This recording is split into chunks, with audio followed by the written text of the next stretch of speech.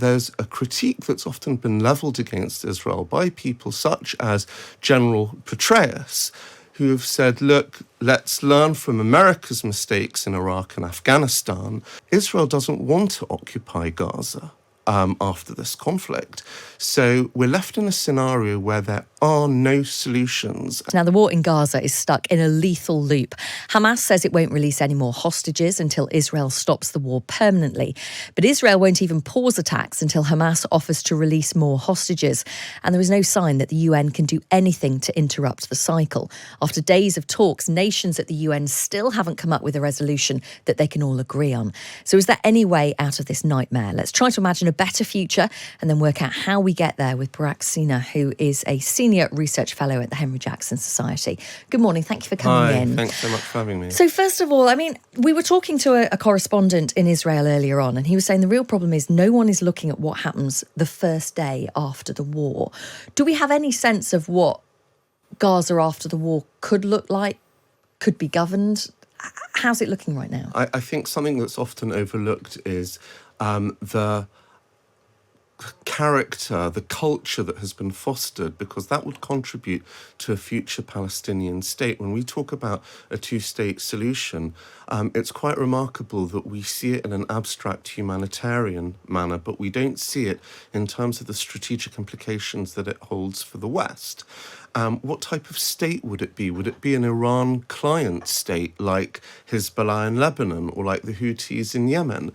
Would that bode well for our security? And in order to determine that, I think it's important to unpack the sentiments that exist that has been deeply ingrained within the Palestinian population over generations. And there are two poles there are a number of polls out there, but there are two polls in particular that are very mainstream polls, and they echo one another. And I think that they've been quite overlooked, and it gives us a sense of what the Palestinian population is actually thinking. So, very recently, the Palestinian Center for Policy and Survey Research, they polled the Palestinian population in West Bank and Gaza, of which 72% of respondents believed that Hamas was correct for conducting the October the 7th massacre. This was echoed by the Birzeit University poll on November the 4th. It has the Arab World for Research and Development that posed the question, how much do you support the military operation carried out by the Palestinian resistance led by Hamas on October the 7th? In Gaza, 63.6% supported the attack, and in the West Bank it was higher, it was 83%. Now, even earlier than this, you could say this is a product of increased radicalization due to the conflict. But in June, prior to the October the 7th attacks, the Palestinian Center for Policy and Survey Research noted that in Gaza, 79% and in the West Bank, 66% favoured forming armed groups such as Lion's Den and Jenin Battalion to strike at Israel. More than 85% said that the Palestinian Authority had no right to arrest members of these armed groups to prevent them from conducting attacks against Israel. So in that case, Israel's strategy of annihilating Hamas would sound like it's not going to work, because you can't defeat an ideology. And it sounds like, if those polls are correct, that if there is a support for that ideology, isn't there just a danger that another group like Hamas comes in and fills the vacuum? I think it's a really important point that you've made, because it can be addressed in two dimensions. The first dimension is, at the end of World War II, the West successfully defeated fascism and Nazism. There was, if you would have surveyed West Germans at the end of World War II, there was still a high degree of support for Hitler.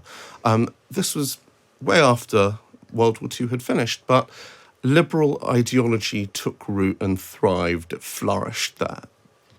The second thing that is also important, by the way, we also beat communism at the end of the Cold War. We are not really afraid of communism taking root in Europe or fascism and Nazism taking root. The second thing is about counter-radicalization. There's a critique that's often been leveled against Israel by people such as General Petraeus, who have said, look, let's learn from America's mistakes in Iraq and Afghanistan, whereby we had our counterinsurgency strategy to peel away radical Sunnis away from al-Qaeda. That only worked very briefly during the 2007 surge when American forces were stationed there and occupying that area. As soon as US forces left, it spiked once again. Israel doesn't want to occupy Gaza after this conflict.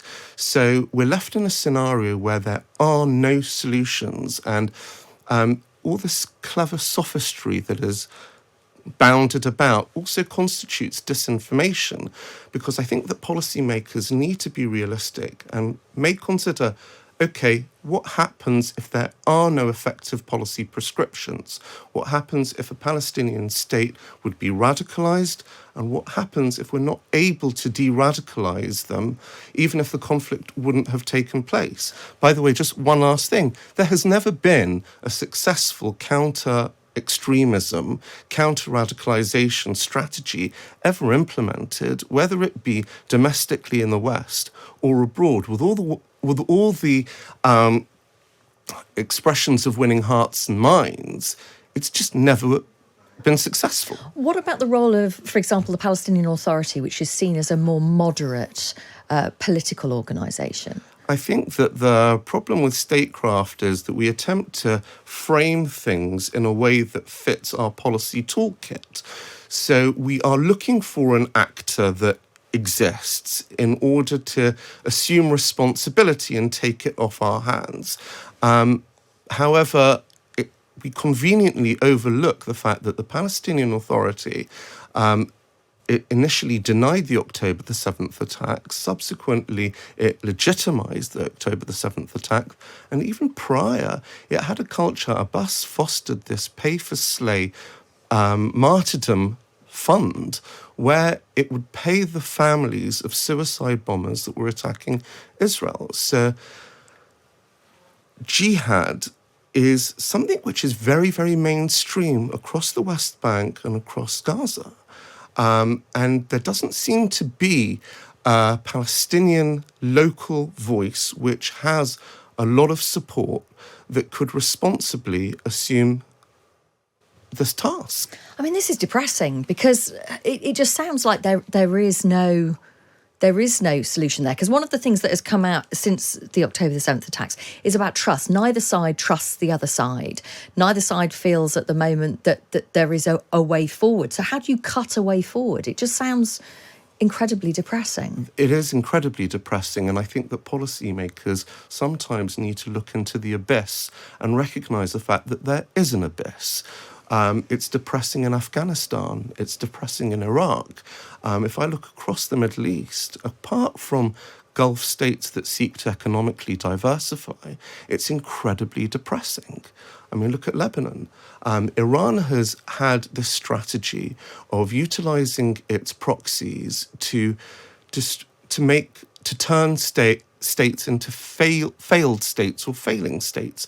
When Iran looks at Lebanon, it doesn't look at Lebanon. It looks at Hezbollah, right, which is much more powerful than the Lebanese army. It is the de facto state in Lebanon. If it looks at Yemen, it doesn't see Yemen, it sees Houthis. The Houthis are dominating there. They've embedded, just like what Hamas has done and what Hezbollah has done, they've embedded their military capacities within urban civilian population centres. If you look at Iraq, Iranian militias have absolutely devastated Iraq. So Gaza is not a unique exception. When I look across the Middle East, I see no reason for any optimism. Gosh, well, listen, thank you so much for coming in and speaking to us this morning. Very grateful to you. That is Barak, who is a Senior Research Fellow at the Henry Jackson Society. Your thoughts, your reflections on that conversation, you can text us 87222. Start your message with the word Times. You can tweet us at Times Radio.